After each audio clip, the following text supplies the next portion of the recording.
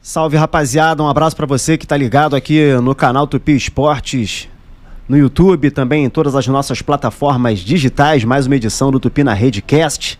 Estamos juntos nessa e vamos, na próxima hora aí, ter um bate-papo informal, informativo também, dinâmico e talvez polêmico, por que não? Com mais um nosso convidado. E antes de qualquer coisa, queria pedir já para você se inscrever no nosso canal, ativar as notificações, que toda vez que começarmos alguma transmissão ou publicarmos algum conteúdo, você vai ser notificado aí no seu smartphone, no seu computador, seja lá qual for a sua ferramenta de comunicação nesse momento. Então, água no feijão, o muro tá baixo, a mesa tá grande, seja bem-vindo no ar, mais um Tupi na Redcast. E você sabe, o nosso programa aqui ele não é um monólogo, temos sempre uma formação em dupla. E eu já vou dar uma dica do convidado com base no setorista, né? Hoje estou com o Gabriel Andreso, meu irmãozão de 11 anos já de cobertura. É isso aí, setorista do Vasco aqui na Super Rádio Tupi. Tudo bem, Andreso? Boa tarde. Um abraço, Coelho, pra você, pra todo mundo ligado no Tupi na Redcast, neste 21 de agosto, que é o aniversário do Vasco da Gama. Já que você falou do setorista, eu cubro o Vasco aqui na Super Rádio Tupi. Hoje é o dia em que o Vasco completa 127 anos, no dia em que nós estamos fazendo esse episódio, e nada melhor do que trazer um convidado que tem tudo a ver com essa história e que é parte fundamental dessa história. É claro que todas as torcidas são bem-vindas, galera que se inscreve, que deixa o like, que comenta, que compartilha, mesmo porque se trata de um nome histórico que todas as torcidas recordam, mas é claro que para o vascaíno tem um significado especial e é com essa figura que nós iremos conversar hoje, Coelho. Um roteiro que, nos tempos atuais, seria improvável, saindo de um clube de menor expressão, diante de um dos jogos mais famosos na história do Campeonato Carioca, diante de um dos times mais fortes da história do futebol mundial, descendo a Serra de Petrópolis depois de uma grande atuação para marcar a história como um dos maiores goleiros da instituição Vasco da Gama, geracional, tricampeão estadual, campeão brasileiro e um dos grandes ídolos de toda a história do aniversariante desta quinta-feira. Eu tô falando de Acácio, nosso convidado, que também é comentarista, né? Então podemos dizer que um ídolo do esporte, mas também um colega, como nós gostamos de falar, né? Um colega de profissão, de comunicação. Seja bem-vindo, Acácio, tudo bem? Tudo, boa tarde a todos da Tupi, da Redcast. É um grande prazer participar. Comentarista não, né? Eu sou apenas um participante, né? Ah, não seja modesto. Não seja modesto. Gabriel Andreso estava ontem na transmissão aí. Sim. Com... Gabriel sabe bem do Vasco. Então, vou... Você também sabe um pouquinho, né, com ele? Eu me engano, tô brincando. Eu vou deixar você e o Gabriel um pouco mais à vontade, porque o Gabriel estava na transmissão de ontem. E até debatíamos isso fora do ar. O jogo começa aí com 20 segundos... O Vasco já tá em desvantagem, né? Pelo menos um pênalti em favor do adversário. E é aquele tipo de coisa que a gente fica...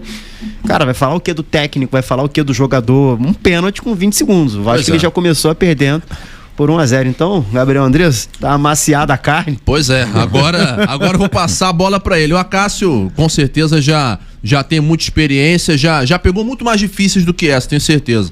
Agora, de qualquer maneira, Cássio, e mais uma vez te agradecendo e te abraçando por estar aqui conosco, mas a partir ao qual o Marcos Coelho se referia, a derrota para o Juventude 2-0 nessa quarta-feira no Alfredo Jaconi. O Vasco veio de uma goleada de 6-0 e acabou mais uma vez tomando um gol muito cedo, acabou isso dificultando todo o contexto do jogo para o Cruz Maltino. Na tua análise, a que talvez se deva a isso? Porque é uma coisa que acaba sendo até recorrente nos últimos jogos. A gente lembra contra o Bragantino, contra o Atlético Mineiro, e você, como alguém que tem uma identificação muito grande com o Vasco, tenho certeza que sente isso também do outro lado. Enfim, o que dá para falar talvez em relação a essa desatenção que às vezes dá? É mais difícil vendo do lado de fora? Não, muito mais difícil, né? Você estando do lado de fora, você não pode ajudar de outra forma, né? Mas tiveram muitas críticas, né? Em relação a esse jogo, principalmente eu queria falar sobre esse assunto, a entrada do Verratti. Quem pode provar, né, que se ele permanece com a mesma equipe que jogou contra o Santos, não poderia perder. E outra coisa também, claro que você quando toma um gol a 20 segundos de jogo, isso influencia. Até porque desse jogo contra o Juventude, o Vasco tomou esse gol muito cedo, isso propiciou a forma que o Juventude queria jogar. Isso foi muito claro, né? O Juventude A gente sabia, todos nós sabíamos que o Juventude ia jogar totalmente fechado contra o Vasco, principalmente depois daquele resultado que o Vasco teve contra o Santos, e ia jogar no contra-ataque. Isso facilitou para o Juventude. Mas mesmo o Vasco tomando o gol muito cedo, eu acho que não teve influência da forma que o Vasco jogou. Eu acho que o Vasco produziu muito pouco.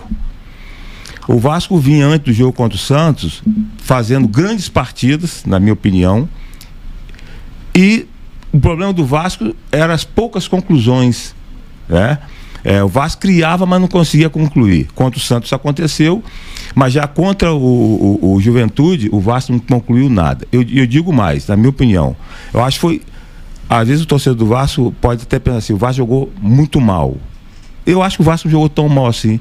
Quem jogou bem foi exatamente o Juventude, na forma que eles sabem jogar, fechado e tentando contra-ataque. Você acha que o time, diante desse momento complicado, a gente pode dizer que vive, né, dentro do Campeonato Brasileiro, tá ali próximo da zona de rebaixamento, verdade que ainda vai ter um jogo por cumprir contra o Bahia, mas qual é a análise que você faz do trabalho do Fernando Diniz em cima não só dos resultados, mas na maneira de jogar? Quer dizer, o time teve bons momentos, teve essa grande goleada em cima do Santos, mas também viveu algumas inconstâncias e vive algumas inconstâncias ao longo da temporada. Como é que você analisa?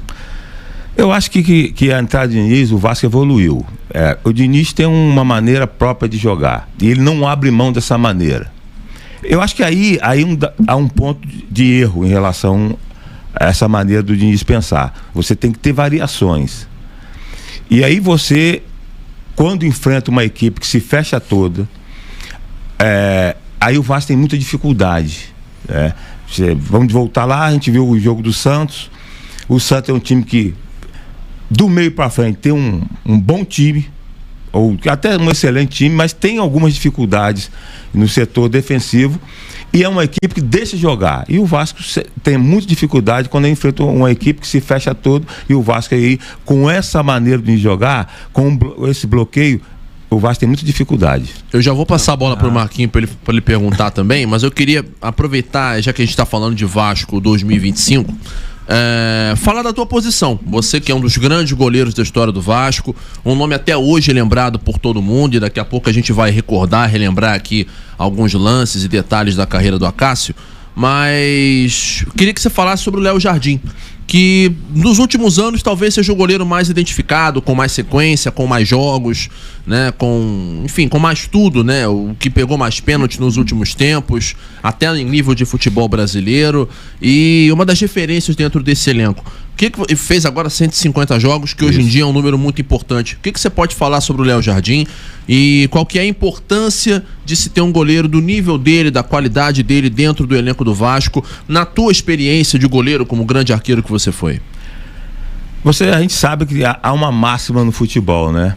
Todo grande time começa com um grande goleiro. Verdade. E o Vasco tem esse grande goleiro que dá essa resposta, né? Não só em relação às penalidades, todas as vezes que o Vasco teve algumas dificuldades na Copa do Brasil de vencer jogos, e ele garantiu nas penalidades principalmente. É um goleiro, eu acho, com certeza absoluta, que o Léo Jardim está entre aí os, vamos dizer, se a gente citar 5 melhores goleiros do futebol brasileiro, ele está relacionado entre 5 melhores, cara. Entendeu? E eu acho que se tem uma posição que o Vasco está muito bem servido, é de goleiro. Caberia seleção para o Léo Jardim de novo? Caberia. Se ele está entre os 5 melhores goleiros do futebol brasileiro, acho que caberia. E acho até que tem alguns goleiros aí que foram convocados que o Léo Jardim é melhor que eles. Então, já estamos falando de goleiro? Prepara aí o nosso Bruno, na nossa produção. Ele gosta desses joguinhos aí, né? Os cortes que vêm do nada. E aí, ó, Cássio, que a gente está num bate-papo informal, e do nada pode chegar uma charada para você, pode chegar praticamente um jogo de palavras cruzadas, né? Então... Vocês gostam de jogar sinuca, não? Cara, eu não gosto de jogar o que eu não sei. Sinuca eu sou pavoroso, né? Eu sou bem mais ou menos também. Sou terrível. Eu, como sou bom, é. se me botar numa sinuca de bico, eu sei sair. Ele sai, o convite está feito. O convite está feito, então vamos lá. Nada melhor, então. Goleiros históricos do Vasco, então. Vamos aqui para você escolher um, não precisa justificar. Sim. Só você escolher um ou outro. Vamos aqui de trás para frente, então. Léo Jardim ou Fernando Praz? Fernando Praz. Fernando Praz ou Martin Silva? Eu posso justificar Fernando Praz porque, pô, ele ganhou um título da Copa do Brasil, né? Sim. Aí, eu acho que o que falta realmente pro Fernando... Léo Jardim chegar ao nível de outros grandes goleiros da história do Vasco, que ele mas para chegar mesmo, é ganhar um título. Então, Fernando Praz ou Martin Silva? Fernando Praz. Tá, Fernando Praz ou Fábio? Fábio. Infelizmente, o Fábio teve pouco tempo. Ele conquistou, eu acho que estadual pelo Vasco. Ganhou, foi campeão em 2003. Sim. Muito novo ainda. E era terceiro goleiro do time campeão brasileiro da Mercosul em 2000. Eu vou ser o mais sucinto possível. Sim, mas fica à vontade. É o seguinte, é porque filho feio não tem pai, né? Tem muitos aí que dizem que ele que trouxe o Fábio pro Vasco. A verdade é que eu trabalhei em todas as categorias de base da seleção brasileira. Sub-15, sub-17, sub-20. E tinha alguns períodos que a gente ficava sem competição. Mas eu era coordenador de todo o treinamento de goleiro da base do Vasco. E como a gente ficava sem competição, um período grande de competição na seleção brasileira, o supervisor na época era Nilson, que era muito meu amigo e que me botou nas categorias de base da seleção brasileira. Nilson Gonçalves, né? Nilson Gonçalves. Ele arrumava torneios, coisas pra gente fazer análise de jogador. Pra molecada jogar também e poder entender, né? Não, nós fazíamos análise para ver jogadores de outros clubes que não eram convocados. Sim. E uma dessas eu fui para, acho que é Maringá, ver União Bandeirantes, um jogo do União Bandeirantes. E quem indicou o Fábio pro Vasco fui eu. Olha aí. Pouca gente sabe disso. Mas tem gente aí que fala, mas eu para mim não tem problema nenhum. Vamos falar mais sobre ele daqui a pouco, claro. Mas isso aí é uma história que, pelo menos aqui, eu não tinha conhecimento nesse instante. Até porque o Fábio é o goleiro com maior jogos na história, né? É o goleiro da semana, dá pra dizer. Ele não deve nem saber disso. Mas hoje a gente vai contar essa história hoje, mas Fábio ou Elton? Elton ou Carlos Germano? Carlos Germano disparado. O Carlos Germano está entre os maiores goleiros da história do Vasco. E é bacana ouvir isso de você. Não só pelo potencial dele, mas principalmente pelos títulos que ele ganhou pelo Vasco. E ele foi o teu sucessor, né? Sim. Meu sucessor não, foi meu aluno. Ele diz isso. Carlos Germano ou Acácio? É o que eu falei, cara. É indiscutível se a gente for relacionar em relação à conquista. Germano ganhou infinitamente. Mas se você é o técnico, estão os dois lá e você tem que escalar um para a final. Eu botaria o Acácio, porque em todos os jogos decisivos que eu joguei, a gente vai chegar lá, os 3 títulos estaduais, brasileiro, em todos os 3 títulos que eu joguei, eu fui fundamental. Às vezes um time ganha um título e o goleiro passa despercebido, mas em todos eles eu fui fundamental. Foi protagonista. Juntamente com os outros, mas eu fui realmente protagonista em todas essas decisões. Tenho mais 3 nessa lista, então, mais 3 aqui. Acácio ou Mazzaropi? Acácio ou Leão? Infinitamente o Acácio. O Leão jogou muito pouco, não ganhou nada no Vasco. Apesar do respeito que eu tenho pelo grande goleiro que o Leão foi. Grandes. Agora eu vou falar de um lendário, não sei até que ponto você assistiu também, mas tem que mencionar aqui, porque aí eu dou continuidade a essa linha do tempo. Acácio ou Andrada? Que é lendário, né? Não é de uma época tão moderna, de ter tantos vídeos e tudo mais. O Brasileiro 74. Um goleiro excepcional e com o tamanho dele, inacreditável goleiro que ele foi, mas eu acho que eu fui mais goleiro que o Andrada. Então aí, editor, já agora prepara aí, bota os roxinhos, e o Gabriel André se perguntando como é que o Marcos Coelho cobre o Flamengo que tá sabendo de cabeça tanto goleiro do Vasco. Pois é, eu tô só olhando aqui pra ele e falei, não, esse ele vai errar. Não, ele não vai lembrar do Mazzaropi. Não vai lembrar do Andrade. Não, eu vou completar então pra vocês. Então, por favor. O maior goleiro da história do Vasco chama-se Barbosa. Claro, é porque nós estamos na época que tem os melhores momentos ali pra ver, eu não vi, claro, o Andrade eu vi muito. Barbosa é lendário. Eu não vi o Barbosa, mas meu pai... Barbosa é lendário. Meu pai vascaíno, né, cara? E o goleiro que o meu pai mais falava era o Barbosa. O Barbosa, ele tá numa prateleira do futebol que a gente não tem tanto registro, mas é a prateleira onde tá Zizinho, onde tá Leônidas, onde tá toda essa galera. Jair Rosa Pinto, todo esse povo. Da Vitória, que assim, é aquela história que azar de quem não viu, porque nem no YouTube tem direito, mas todo mundo que viu fala barbaridade. Dito isso, fala mais do Fábio aí, que é o goleiro da semana. Queria que você falasse dessa descoberta, como Acácio, o goleiro que descobriu o goleiro Fábio. Não, na verdade eu não descobri o Fábio, né? O Fábio já tinha passado, acho que é pelo Atlético Paranaense, por alguns clubes já, e depois retornou para o União Bandeirantes. E o que aconteceu foi que, como eu já disse, né, eu fui lá fazer uma observação.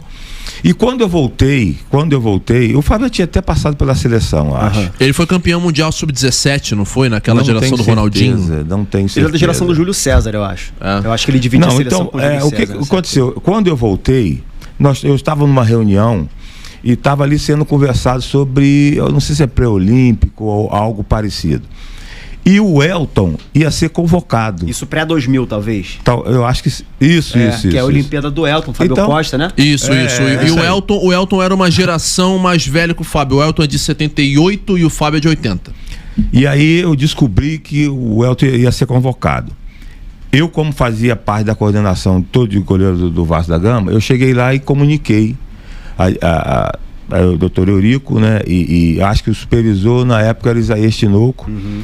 Que havia essa possibilidade do Elton ser convocado. E eles também parecia que já estavam ventilando essa possibilidade. E eles me colocaram, não, então nós temos que trazer um goleiro. E vai ficar na tua responsabilidade a gente trazer um goleiro. Eu falei, já tem um goleiro para vir pro Vasco. Aí, quem é o goleiro? Eu falei, o Fábio, do União Bandeira. Mas trazer o Fábio, eu falei, então olha a história dele. E aí trouxeram o Fábio pro Vasco. Aí o Elton depois saiu, foi a Portugal, o Fábio jogou como titular, ganhou títulos e tal. O que aconteceu? O Vasco fez uma negociação, digamos assim, parcelado com a União Bandeirantes. E pelo que eu sei, nos bastidores, que o Vasco ficou sem pagar algumas parcelas e o Cruzeiro entrou na negociação, pagou em cash e levou o Fábio pro Cruzeiro. O Fábio, que na época, pela idade, ainda era uma promessa, mas já era uma realidade. Porque era muito novo, mas era o titular absoluto do gol do Vasco. E eu me lembro do último jogo do Fábio pelo Vasco, foi uma derrota pro Criciúma, primeira ou segunda rodada do Brasileiro de 2004. Ele falha nesse jogo, inclusive. Já estava meio que em rota de colisão com a torcida, porque tinha gente dizendo que ele queria sair e tudo mais.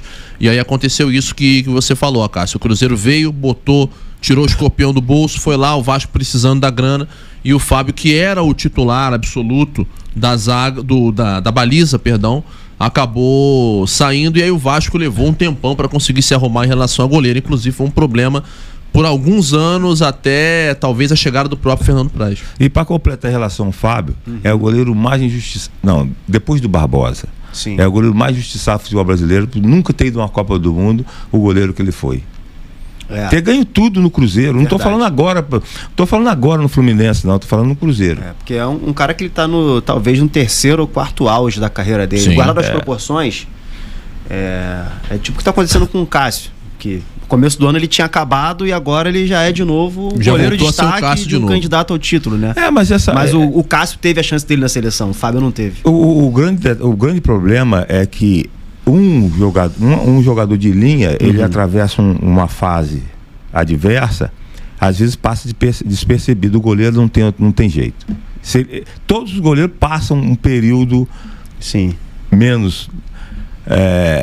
Mas aí é patente, é muito claro, todo mundo vê, né?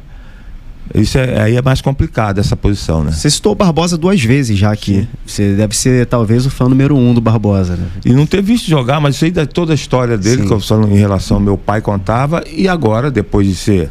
E tive o prazer, o privilégio de conviver com ele, né? E como foi? Ele me deu muitos conselhos, né?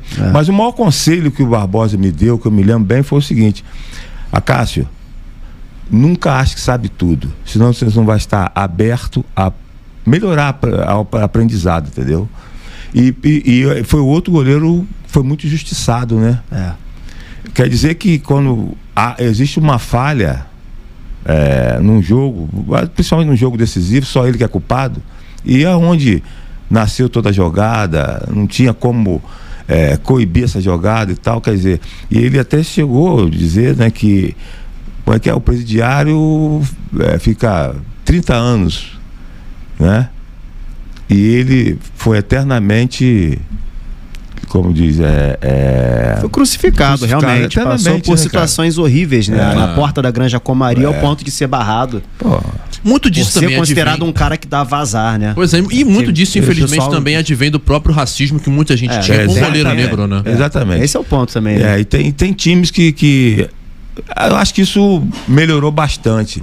Mas um bom tempo atrás, tem clubes que não era contra goleiro escuro, cara. Goleiro, capitão, camisa 10, né? Sim. Não, mas aí outras posições não. Mas, por exemplo, o Botafogo sempre gostou, o próprio Fluminense sempre gostou Sim. Da história do Botafogo e do Fluminense tiveram goleiros pretos, né? Claro. Sim. Botafogo principalmente. Jefferson, Wagner, Manga. Jair, agora o John Manga. também tem. John. Se for puxar pelo...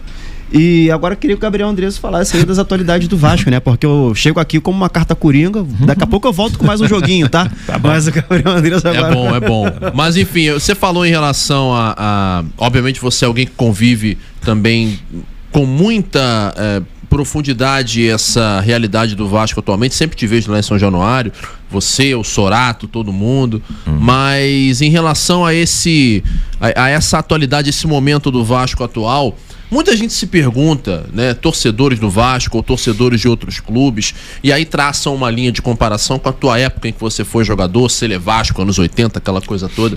E muita gente se pergunta em que momento da história que isso se perdeu, em que momento da história em que, sabe, a coisa saiu do prumo, que o trem descarrilou e aí o Vasco entrou nessa seca de sequências negativas, sem títulos e perdendo o papel de protagonista que sempre teve, que tinha nessa época. Na sua opinião, Acácio, isso se deve a um fator específico, a alguns fatores, é uma soma de coisas, é falta de sorte, enfim, o que pode explicar o Vasco estar nos últimos 25 anos, e você acostumado a ver o Vasco todos os anos brigando por títulos, e o torcedor, infelizmente, na maior parte desses 25 anos, vendo o clube mais em baixa do que em alta? São vários fatores, né? Não é um fator só, cara. Vários fatores. É complicado a gente falar porque nesse assunto, porque a gente vai acabar botando nomes na mesa, né? E aí a gente tem que... Mas aí você fica à vontade para falar e para não falar também. Não, mas eu acho que isso vem há muito tempo... As coisas acontecendo e as pessoas não pensando no clube, no Vasco, né, cara? Eu acho que antes, por exemplo, na minha época, antes e a grande parte depois da minha época, a gente via que era muito agregado os portugueses, principalmente os portugueses, entendeu? O pessoal chegava mais junto, tinha mais participação ali. E, por exemplo, o vestiário era completamente... Hoje eu sei que é mais complicado. Hoje os jogadores tem um CT próprio para esse treinamento. A gente treinava em São Januário. Mas mesmo dentro do vestiário, era cheio de pessoas dentro do vestiário, de pessoas ligadas ao Vasco, pessoas importantes. E chegou um momento que essas pessoas começaram a afastar do Vasco, né? Essas pessoas se afastaram ou as pessoas que estavam no Vasco afastaram essas pessoas? Eu acho que as duas coisas, né? Né? Mas eu acho que... eu acho que afastaram essas pessoas do Vasco, sim, né? As pessoas faziam bem. As pessoas faziam bem. E aí começou, cara. Essas pessoas eram importantes, e pessoas importantes dentro desse contexto ajudavam muito o Vasco. Financeiramente, inclusive? Acho que financeiramente, até acho que com o próprio poder que tinham, sim, né? Eu acho que de alguma forma ajudavam o Vasco. E aí o Vasco acho que o Vasco ficou muito solitário, né? Só uma pessoa mandando no Vasco. Entendi. Entendeu? Você falou que não queria falar nome, mas... Não estou dizendo uma pessoa específica. Sim. No longo dos anos, entrou um, entrou outro, e eu acho que o maior problema do Vasco, eu acho que o grande problema do Vasco é exatamente isso, cara. Quem manda, acha que manda sozinho, sim, cara. É uma máxima do Vasco, né, Gabriel? Pois é. E aliás, até em cima disso que o Acácio falou, o que eu queria te perguntar não precisa citar nomes também, obviamente a busca não é essa, mas a desunião política, essa fragmentação política, talvez, será que não é? Já era assim na sua época? É. Não era. Não era, né? Não Porque, assim, era. hoje em dia não a gente era. fala aqui do lado de cá, da bancada de imprensa, que a missão mais difícil que tem é cobrir uma eleição do Vasco. Na sua época era um pouco mais... Não, era tranquilo. Que eu me lembre, cara, por exemplo, sempre foi seu Antônio Soares Calçado, Sim. meu presidente. Depois entrou o doutor Eurico Miranda, ele não foi meu presidente, entendeu? Mas eu acho que nem tinha... Era sempre um candidato ou dois candidatos, cara. E todos os outros grupos políticos se aglutinavam em volta de quem ganhava. De quem ganhava. Esse é o grande detalhe. E eu acho que de um tempo para cá, acho que isso pode... Não estou fazendo média, não, mas eu acho que com a entrada do Pedrinho, eu acho que isso pode vir a acontecer. Eu espero. É um jogador, é um cara que foi um ex-atleta, conviveu tudo isso, entendeu? Sabe da importância de aglutinar essas pessoas. Sim. Então eu espero que ele esteja aberto para que isso aconteça. E eu acho que isso pode acontecer muito em breve, cara. Existe muito não digo da parte de quem está no poder, mas talvez de quem poderia vir a ajudar, de quem poderia estar em volta no sentido de dar uma mão, de dar uma força, como era na sua época. Você acha que existe talvez orgulho de dar o braço a torcer por parte de algumas pessoas, no sentido de, olha, vamos colocar o Vasco em primeiro lugar, tem diferenças políticas, um fez isso, outro fez aquilo, mas vamos deixar isso de lado e vamos pensar no bem comum, vamos pensar na primeira coisa que é o Vasco. Você acha que talvez isso possa ser, por parte de alguns grupos políticos ou por parte de alguns atores políticos, um problema que tenha impedido que presidentes ou dirigentes de maneira geral tenham conseguido conduzir o trabalho com mais tranquilidade? Sem dúvida. Essa rejeição, por exemplo, essas pessoas sempre puxando contra, isso atrapalha demais o Vasco, né? Eu acho que se tivesse essa união, o momento que o Vasco vem atravessando ao longo de anos, eu acho que está na hora dessas pessoas importantes que podem ajudar o Vasco se juntarem, cara. Deveria ser o fundamental nesse momento, todo mundo exatamente remar no mesmo sentido, né? Eu acho que se isso vier a acontecer, o Vasco vai voltar a ser aquele Vasco que todos nós sonhamos, cara. Senão eu acho que não tem outra alternativa, entendeu? A gente percebe que o Pedrinho está tentando mudar algumas coisas no Vasco, né? Tá na hora de abraçarem o discurso dele, você acha? Tipo assim, da oposição pô, galera, tá difícil, então vamos... Não tem dinheiro, tá complicado. Vamos tentar realmente... Claro que tem que ser... Não tem outra saída pro Vasco. A não ser ajudar o Pedrinho a não ser essas pessoas. Tudo. Ou então, se não quer ajudar, deixa o cara trabalhar, entendeu? Com paz, cara. Entendeu? Entendi. Eu acho que não tem, o momento do Vasco é muito complicado. Entrou essa empresa aí, a empresa falida, entendeu? E aí aumentou o déficit do Vasco mais ainda, entendeu? Eu acho que tem que ter, se não quer ajudar, não pode atrapalhar. Deixa ele trabalhar, pô, entendeu? Eu acho que o Vasco seria muito forte, cara. Eu não tenho dúvida disso. Eu vivi isso, eu já falei que eu vivi isso. Eu acho que o Vasco, se essas pessoas se juntassem, o Vasco é muito forte, cara. O Vasco, então, precisa de união nesse momento. Sem dúvida. Eu acho que o maior problema do Vasco é essa desunião. E é uma união que na arquibancada, ela se mobiliza, né? Porque o Vasco, ele tem esse fenômeno de que... Falar de calendário, estamos em 2025. Se você recortar ali 2011, que foi um ano interessante pro Vasco também, com Copa do Brasil, mas aí o tempo mostrou que acabou sendo um pouco do acaso, porque foi um título e depois não teve continuidade. Aquele ponto fora da curva, né? Nós estamos agora... Mas esse ano o Vasco podia ter ganho até o brasileiro também, né? Então, foi um ano ali interessante, mas não teve a continuidade depois, aí pouco tempo depois o Vasco estava caindo de divisão. Só que nessa brincadeira, nós chegamos a um quarto do século. O Vasco pegou um quarto do século praticamente e, assim, não vou te falar que jogou fora, porque nesse meio período revelou grandes jogadores, mal ou bem teve essas conquistas também, outras questões ali pontuais, teve alguns pontos para comemorar, mas se você olha para a grama que cresceu no Flamengo, a grama que cresceu no Fluminense e a grama, desculpa a brincadeira, sintética que está crescendo no Botafogo também. E muito menos tempo. Fica a sensação de que choveu uma chuva estranha só no Vasco, né? Nas outras hortas choveu algo que florescesse melhor.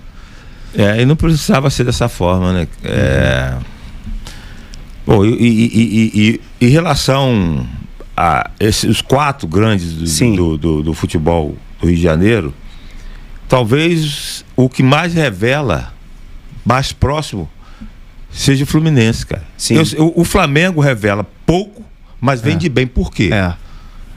Porque tá estruturado, cara. Entendeu? E outro detalhe, o Vasco forma grandes atletas, só que não tem uma base que possa sustentar esses garotos, cara. E quando ele sobe tendo que lutar contra um rebaixamento, tendo que jogar... Não vai galgando aos poucos, tem que entrar para ser solução. E é muito complicado, é muito difícil. O garoto tem que entrar com uma sustentação e vai galgando aos poucos para mostrar todo o seu potencial. No Vasco, infelizmente, o garoto entra para ter que ser a solução. Em cima disso, é difícil, com a idade é difícil. E em cima disso você pode falar algo em relação ao Ryan, porque o Ryan eu já lembro de ouvir falar dele com 11 anos de idade. Todo mundo falando, olha, o Ryan jogava a Copa Dente de Leite, na época nós até trabalhávamos juntos no site Fute Rio, e eu lembro que a gente cobria a Copa Dente de Leite, e aí olha, tem um menino lá no Vasco, tem 11 anos, o moleque é grandão, mete gol pra caramba. Como é que é o nome dele? Ryan. Ryan, ele é filho do Valquimar, que foi zagueiro do Vasco, zagueiro da base e tudo mais. Esse menino aí um dia vai ser bom de bola, tinha 11 anos. E aí não deu outra, com 16 ele estreou e tudo mais, mas aí que tá, estreou com 16, status de promessa, foi ganhando espaço, e aí acabou virando imprescindível pro time. Hoje tá com 19 anos, é titular absoluto, a Europa tá de olho nele. Ele até vem correspondendo, mas o quanto que atrapalha nesse processo de maturação do jogador, ele já tá com uma responsabilidade muito grande, porque aí a torcida vai lá no CT e fala, olha, se vocês botarem a garotada pra jogar, a gente vai abraçar, a gente não vai cobrar, a gente vai, sabe, entender, a gente sabe que tá difícil. Só que aí também se o garoto entra e não tem aquela cancha, e o time não ganha, ou tem alguma falha pontual aqui e ali, o time deixa de ganhar, a situação também aperta pra equipe como um todo. Quer dizer, como é que faz pra, dentro do contexto vascaíno, você aproveitar o melhor do jogador sem também pressioná-lo tanto, se é que isso é possível? Mas é o que eu tô falando, né? Tem que tomar muito cuidado, né? Você de repente tem uma promessa, você antecipa essa situação e isso acaba prejudicando o garoto, né? O Ryan a gente sabia, né? O que faltava realmente tem uma coisa muito importante, né? Quando o treinador dá essa segurança, entendeu? Isso é fundamental. E ele está mostrando realmente todo o potencial dele com o Diniz, porque o Diniz está dando essa segurança para ele, né? E o Vasco tem garotos lá para poder botar no time do Vasco, mas tem que ser gradativamente, não pode jogar e de repente é o que você está falando. E num cenário mais confortável também, né, Cássio? Assim, vamos lá. Exato. Fazer uma comparação aqui com o futebol carioca. O Flamengo é até da mesma geração. Tem o Alacian, que bate idade ali com o Ryan. Só que o Alacian, ele pode entrar num jogo que o Flamengo tá ganhando. Um jogo que, garoto, vai lá, joga teu futebol. Você não precisa resolver o jogo hoje. O jogo já tá resolvido. Exatamente. Em contrapartida, o Ryan, com 19 anos de idade, cara, vai lá, o Verratti tá machucado, ou joga ao lado do Verratti ali e tenta resolver. É exatamente isso, cara. Vai entrar aos poucos. O Flamengo, uma equipe consolidada, com um bom time. O garoto entra, o time ganhando, ele vai desenvolver muito melhor, cara. E é diferente você, num momento como esse, tem que ter muito cuidado no momento que o Vasco atravessa, tem que ter muito cuidado em lançar os garotos. Eu concordo plenamente. Eu sei que a torcida é exigente e a história do Vasco mostra que os grandes títulos da história do Vasco tiveram pelo menos 4 jogadores feitos da base. Entendeu? Algo normal. E você viu muitos, né? Como companheiro ali, você viu. Sim. Você viu uma garotada subindo. Muitos. Então tem que ter muito cuidado realmente na hora que você vai lançar. Você pode queimar um garoto que tem aí um potencial grande, né, cara? Você tem algum joguinho aí pro acaso agora, Marcos? Tenho sim. Então vamos embora. Falamos do Ryan. Depois do nosso joguinho nós vamos falar de Verratti, que é um assunto também que a galera quer saber. E também quero perguntar da carreira do Acácio, que é uma carreira espetacular, e a gente vai trocar em miúdos aqui um pouquinho da história do seu Acácio Cordeiro Barreto. Que a grande questão no Vasco hoje em dia, se a vida acontece com ou sem o Verratti lá no ataque, né? Nesses últimos dias aí talvez tenha sido o grande debate, mas vamos lá. De novo, o nosso joguinho aqui para você escolher um ou outro. Eu vou tentar me restringir a atletas que você atuou ao lado, mas talvez eu mencione um ou outro que tenha jogado um pouco antes, um pouco depois, mas que com certeza você acompanhou. Vou começar de leve. Bismarck ou Sorato? Bismarck. Sorato são posições diferentes, né? Sorato era centroavante, Bismarck era meia. Sorato sempre, tanto como titular ou quando entrava, fazia sempre gols. Agora, Bismarck era titular absoluto da equipe do Vasco, né, cara? Tá. E Bismarck, aonde foi, ganhou títulos, cara. Bismarck ou Giovani? Tô te falando que o jogo é difícil. Eu acho que Giovani foi mais jogador que o Bismarck. Tecnicamente, Bismarck era mais letal, fazia mais gols e tal, mas tecnicamente Giovani tá acima da média. Giovani era craque. Tá, então vamos subir um pouquinho o sarrafo, mantendo essa época ainda. Giovani ou Bebeto? É aquele detalhe, são posições diferentes, né? Não, mas assim, vamos supor que você tem que escolher, tem ali o teu time vai jogar na rua e você tem que escolher um dos dois. Não necessariamente. Se eu tiver um bom centroavante, eu escolho Giovani para ser vice-centroavante. Se eu não tiver o centroavante, eu escolho o Bebeto, que é matador. Pô, e Bebeto, eu joguei um bom tempo com ele e contra ele muitas vezes. É verdade. O Bebeto foi um jogador muito inteligente.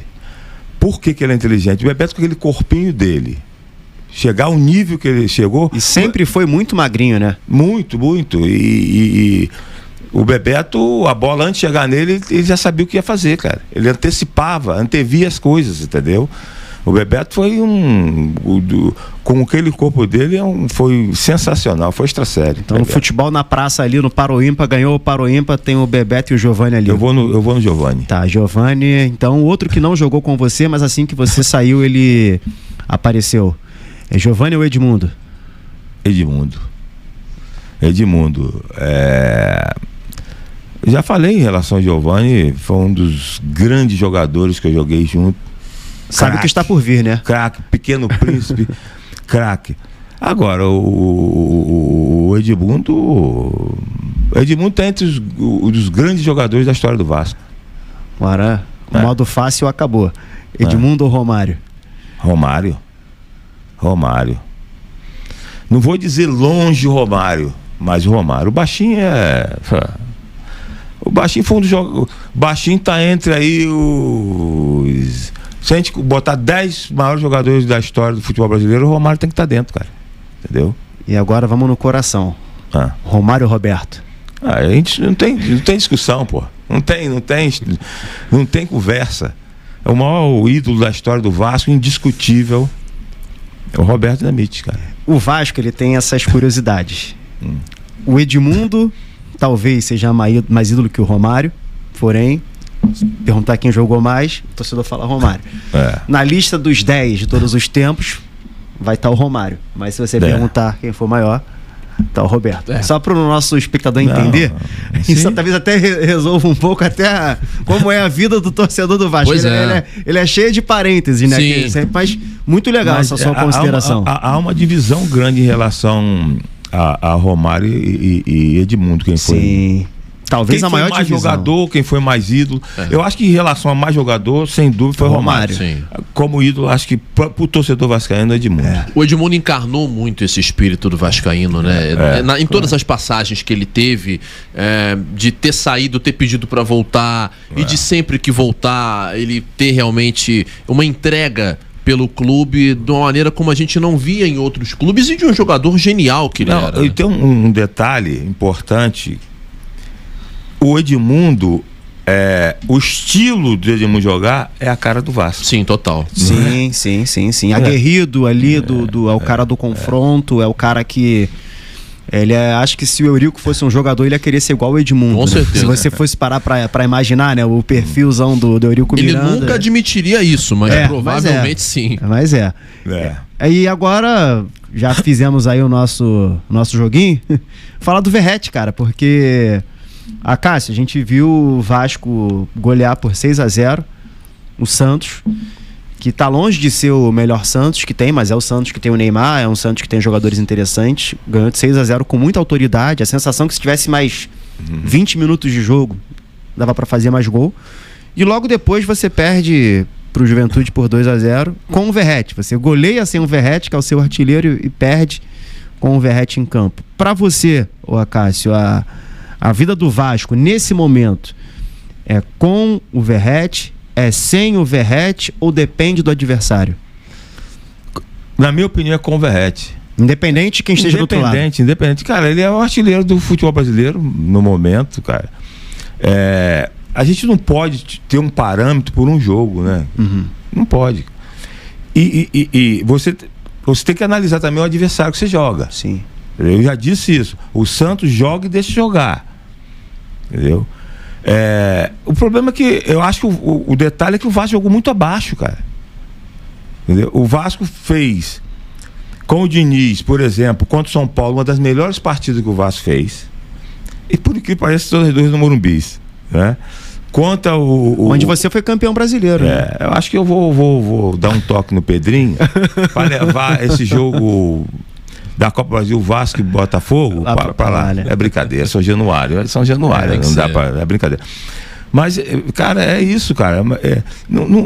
E tem outro detalhe que eu vou dizer para vocês: o seguinte, cara.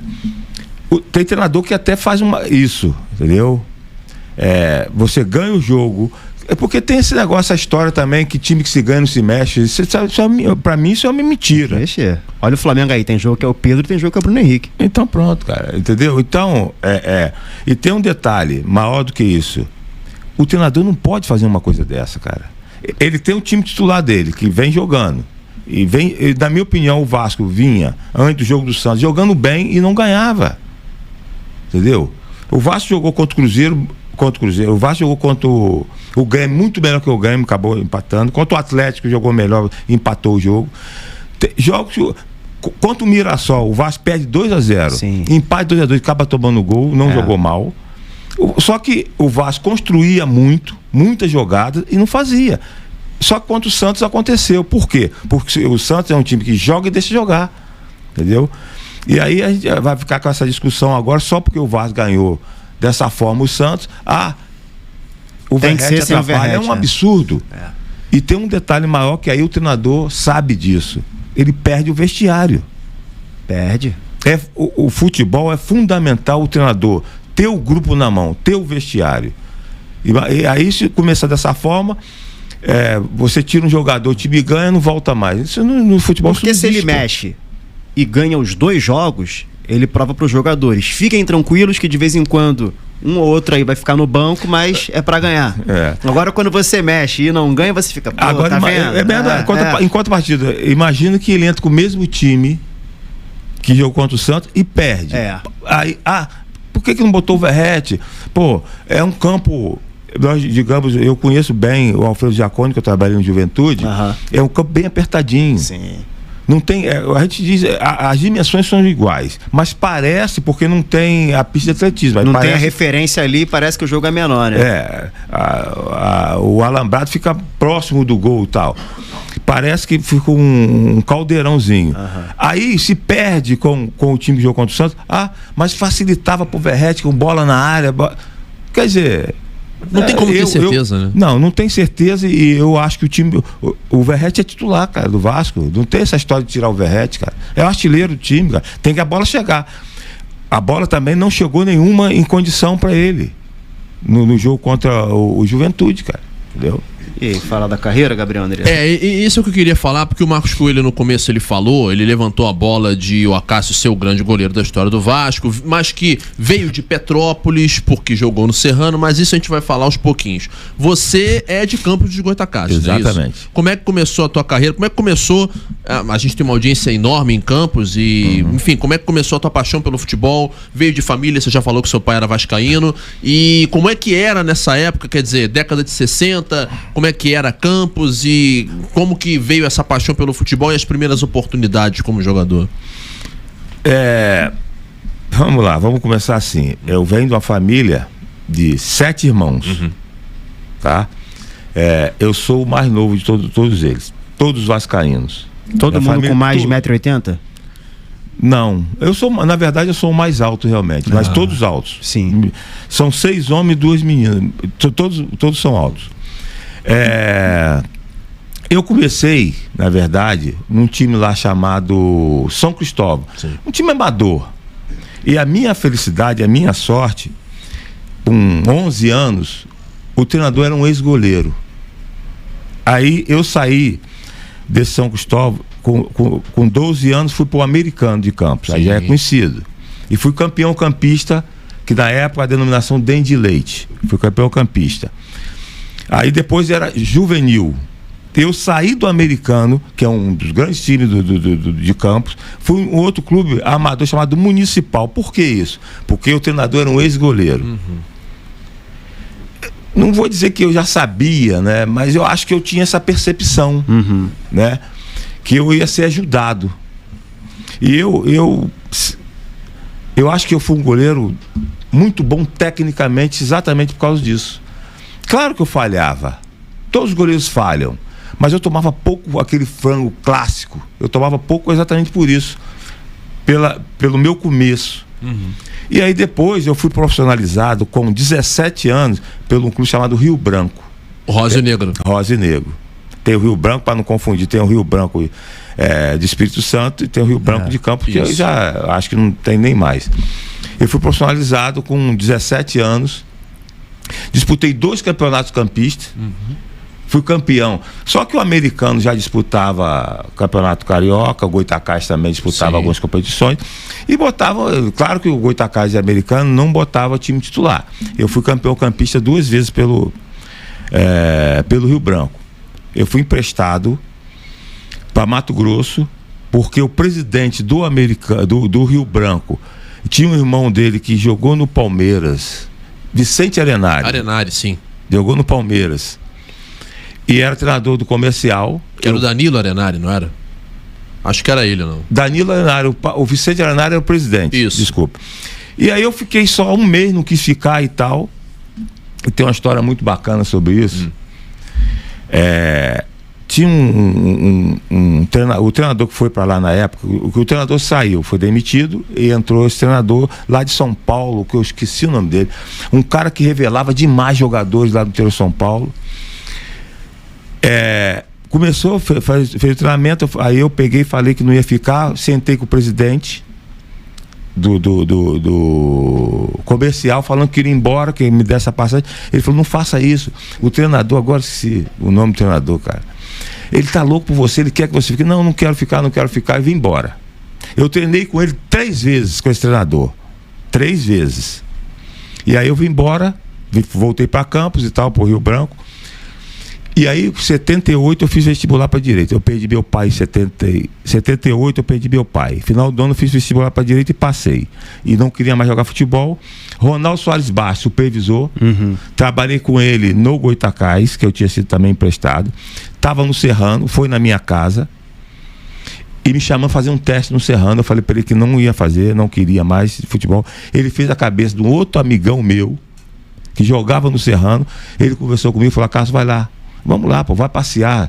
Serrano Petrópolis, na Serra. Eu fui.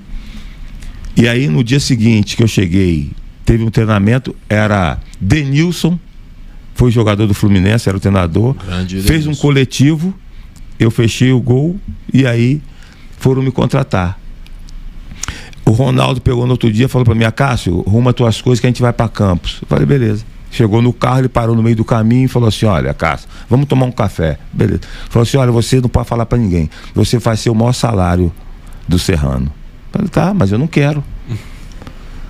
Você vai ganhar 6 mil. Na época eu não sei, não lembro que a denominação não era. Mas era um dinheiro. Era. Eu falei, não quero, cara. Já falei que eu não quero. Vamos fazer o seguinte, você não fala pra ninguém. Você vai falar pra ele que você quer um carro de luva aí. Sabe, já mudou, né? Já mudou não, aquele desejo de garota. Não, você é um garoto que acabou de perder o seu pai, passou por uma faculdade, está naquela transição. E aí começa a minha história, começo no Serrano, aí dá para completar, se quer completar com mais alguma coisa. Aí você chega ao jogo de 1981, que... 81 não, 80. O Flamengo poderia ser tetracampeão e se fosse campeão naquele ano seria penta, porque voltou a ser campeão em 81. Perfeito. Aí o jogo do Anapolina, né? Que o Anapolina para o Flamengo, que seria multicampeão, já era um dos grandes times naquela época. Como é que foi aquele dia e quem te procurou depois daquele dia? Quando que foi para você ir pro Vasco? O que aconteceu foi o seguinte, eu fechei o gol, né, contra o Flamengo nesse jogo, gol da Napolina. Gilson sabe. Nosso eterno e saudoso Gilson. Estampou em todos os jornais a minha atuação. Claro que o cara que faz gol é sempre mais comentado, mas aí estampou que aquele goleiro, papapá. E aconteceu que chegou mais ou menos final do ano de 80, eu tenho um amigo que era vascaíno, eu acho que ele fazia parte aqui não fazia parte da direção, mas ele é benemérito, algo aqui do Vasco, ele via todos os jogos do Vasco. Só que já estava ventilando uma possibilidade lá, uma notícia que o Campo Grande estava interessado em mim, eu não sei se Corinthians ou Guarani também, de São Paulo. E aí na terça-feira ele ligou, não existia celular, ele ligou, pediu para me chamar, a secretária lá do Serrano, falou: Cássio, vem aqui correndo que eu preciso falar com você. Eu peguei meu carrinho, fui. Ele falou assim: olha, eu estive ontem no jogo do Vasco, no domingo, jogo do Vasco, e eles estão interessados na sua contratação. Eu falei: você tem certeza? Tenho certeza. Conversei com o seu Calçado e falou que vai te contratar. Eu peguei, falei: você espera. Peguei meu carro, fui ao Ronaldo Soares Baixo, supervisor. Sim. Falei: olha, Ronaldo, qualquer negociação para, porque eu soube que o Vasco quer me contratar, que eu vou pro meu time de coração, cara. A Cássio, mas não existe nada disso, ninguém falou. Então espera. E aí aconteceu que ligaram pro Serrano, falando que para poder marcar uma reunião que ia me contratar. Pô, bacana. Aí eu vim pro meu clube de coração. O resto é história. Se você tivesse que escolher um título do Vasco, você tem o Carioca de 87, você tem o Carioca de 82, né? Uhum. Que é o primeiro ali para você fincar sua bandeira, mas depois 87, 88 e o Brasileiro de 89. Qual desses foi mais especial para você? O primeiro, por ser ali, acabei de chegar, tô me firmando, ou ali da segunda metade da década de 80, que foi um grande momento que o Vasco viveu, né? Com Roberto, Romário, depois Bebeto. Se a gente falar em mais importante, de mais importância, o Campeonato Brasileiro de 89. Sim. Que é difícil você ganhar fora. Lá no Morumbi, né? Lá, o São Paulo tinha uma equipe espetacular, cara. Raí, Ricardo Rocha, Bobô, numa fase espetacular, entre outros. Já era a base do que seria o São Paulo do Telê, né? Já era aquele time começando a ganhar cara. Era a mistura dos menudos do Morumbi com o time do Telê, dos maiores times da história de São Paulo. Em termos de importância, claro que sem dúvida foi o Morumbi, mas que fica na minha memória que tudo começou, né? Foi o primeiro título, né? 82, o Vasco já não ganhava um tempão título em cima do Flamengo, e a gente quebrou essa sequência, né? O Vasco perdeu em 81 aquela história do Ladrilheiro. E aí o Vasco não conseguiu ganhar do Flamengo, e a gente quebra essa sequência e que a história, e aí fica muito mais marcante que o Lopes, Antônio Lopes, faz 5 alterações e tira um goleiro que tinha uma história no Vasco, mas era para entrar de um garoto desconhecido vindo do Serrano de Petrópolis, né?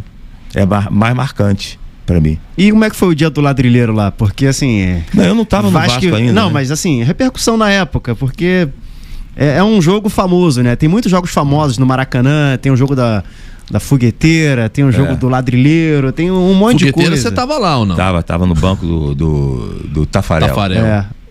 Tava no banco. Mas e aí, como é que... até um certo período se falava muito, né? De muita raiva, né? Em relação do que aconteceu. Depois, os anos se passaram, nunca mais se tocou nesse assunto. Sim.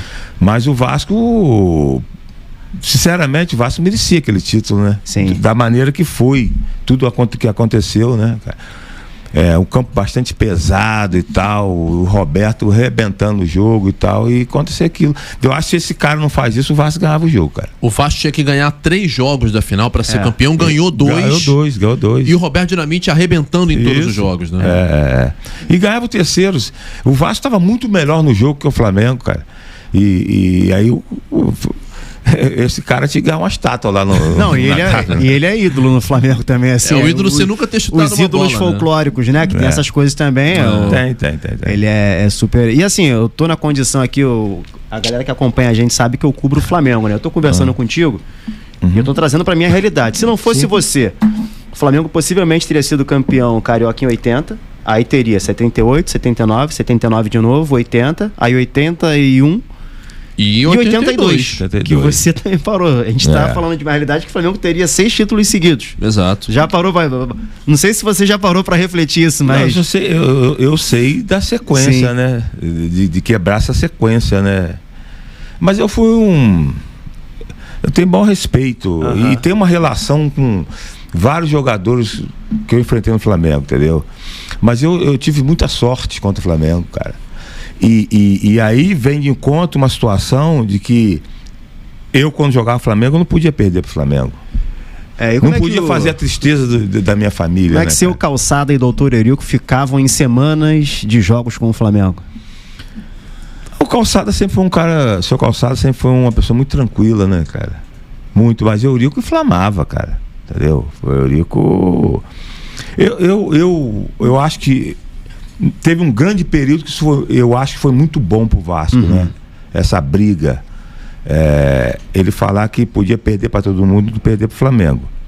Ganhar do Flamengo era um título para ele. Isso, de um período, eu acho que isso foi muito bom. Mas eu acho que isso começou a fazer muito mal pro Vasco. Eu acho que recentemente fez muito mal. Exatamente. Talvez nessa época tenha feito bem. Porque aí o Vasco talvez tenha pego a referência técnica do Flamengo como parâmetro, a rivalidade. O Vasco cresceu. Porque pouco antes disso era muito Fla-Flu, né? O Vasco, mas eu acho que recentemente ficou meio estranho. Para fechar aqui, da minha parte, nossa produção avisa que o tempo já tá na reta final. Adversário mais difícil de enfrentar?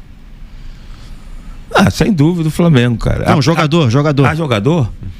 Cara, eu enfrentei grandes jogadores, né?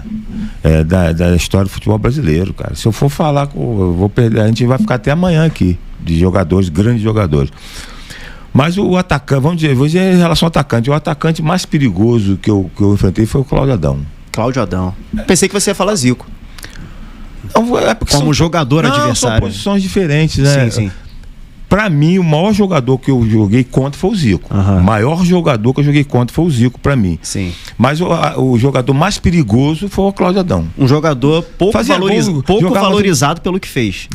Estávamos falando dos injustiçados, Barbosa, exato. Fábio. O Cláudio Adão, ele tá nessa galeria também. Fez gols em todos os grandes clubes do Rio de Janeiro. Jogou em todos e foi grande goleador. E joguei com ele também, fez muitos gols pelo Vasco. Agora, sem dúvida, o maior jogador que eu joguei contra foi o Zico, cara. Cássio, pra quem quiser acompanhar seu trabalho aí, como é que tá a rotina, como é que tá o dia a dia, como é que tá a vida e como é que faz pra te achar? Seja na TV, seja na rede social. Na rede social, a Cássio01 no Instagram, né? Eu então quiser, é só colocar na Vasco TV também. Graças a Deus, hoje eu tô uma pessoa bastante... Manda um abraço pro André Marques, amigão. Esse é parceiro. André da casa aqui. Foi da casa. André Marques. Narrador lá nosso, né? Sim. André Marques. Mas obrigado pelo convite, adorei, cara. Eu gosto muito de participar desse tipo de programa, porque eu acho que, claro que na atualidade, se quiser, uma faixa etária de 30 para trás, ou talvez 40 para trás, não me viu jogar, entendeu? Então isso aí é importante para saber da minha história. Obrigado. Eu que agradeço, nós é que agradecemos, né, Cássio, por essa oportunidade de estar aqui falando com você que é uma bandeira da história do Vasco, e nesses 127 anos de clube, torcer para que os próximos aniversários possam ser mais felizes, mas com a presença como a tua, eu tenho certeza que o torcedor tem memórias muito boas. Aí, então, para você que nos acompanha, deixa a sua inscrição aí no nosso canal, deixa o like aí no nosso vídeo também, comenta o que você achou, acompanha também os cortes nas redes sociais e agradecendo ao Cássio, convidado dessa semana, aniversário do Vasco da Gama, e que o Vasco tenha um futuro não tão distante, né, que seja logo tão glorioso quanto foi nos tempos de Cássio, como o 01, como ele está na rede social, como ele era o 01 da escalação, uma das mais grandiosas e gloriosas, não só do Vasco, mas do futebol brasileiro de um modo geral. Valeu, Gabriel Andreso, valeu, Cássio. Valeu, Marquinhos. Wagner Fernando na produção, nosso Bruno Valentim aí nos cortes e na edição também, na produção ali do nosso programa aí. Tupi na Redcast. A qualquer momento, ativa as notificações que seu telefone vai vibrar. Tamo junto.